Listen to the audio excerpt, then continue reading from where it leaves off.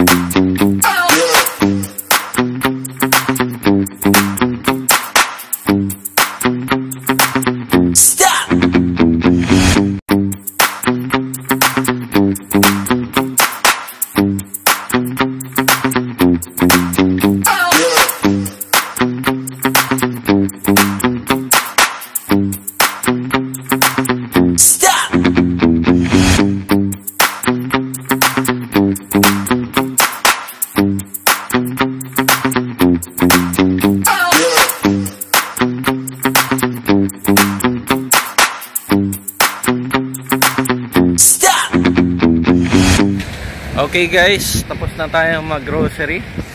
Ayan, yung mga pinag-grocery natin dyan sa Arena Center sa Interspar. Hi mga kabayan, at dito naman tayo magagawa tayo ng review patungkol dun sa budget natin sa ngayon na linggo. Kung makikita nyo, nakabili ako ng isang tray na itlog. Mamaya papakita ko sa inyo kung magkano yung presyo per ano. Meron pa tayo nabili na cake. Okay, cake, bread. Okay. Ito kabayan, 2 kilo na saging, 2.38 euros. Okay. Bumili pa tayo ng harina. Okay. At gatas na budget meal. Okay. Meron pa tayo nabili na iba mga kabayan. Kasi isang pasong. Okay. Mga nakaset na manok, ibang klaseng manok.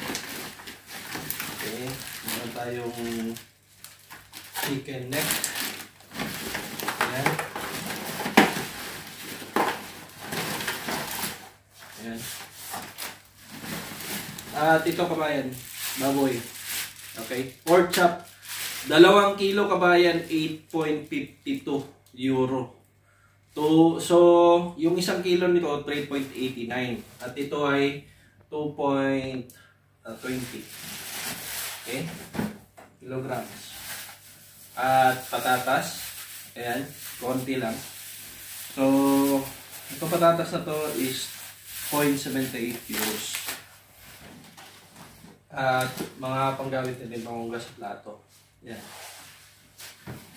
Panglaba, liquid detergent, tsaka mantika.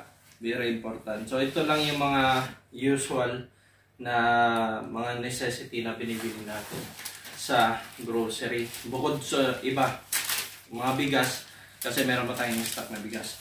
At ito lahat, kabayan, nagkakalaga to ng 30.30 euros. Okay? So, good for 1 week. Good for 1 week lang, kabayan. So, ikaw, mahilig kang mag-budget, yung 100 mo, kasya yan sa isang buwan. Okay? Pero kung matakaw ka naman, syempre, hindi natin maiwasan. Yung excited tayo bago pa tayo sa bansang Croatia. So, mapapabili talaga tayo. At kung mahilig ka naman kumain sa labas, kumain ng McDonald's, KFC at iba pa, yung mga ibang fast food chain dito, so mapapagastos ka talaga. So depende lang yan sa sa pagbabudget mo sa pera. So yun lang kabayan. At I hope may natutunan ngayong gabi, ngayong araw. Stay tuned lagi sa channel ko, Jimboots TV. Paalam!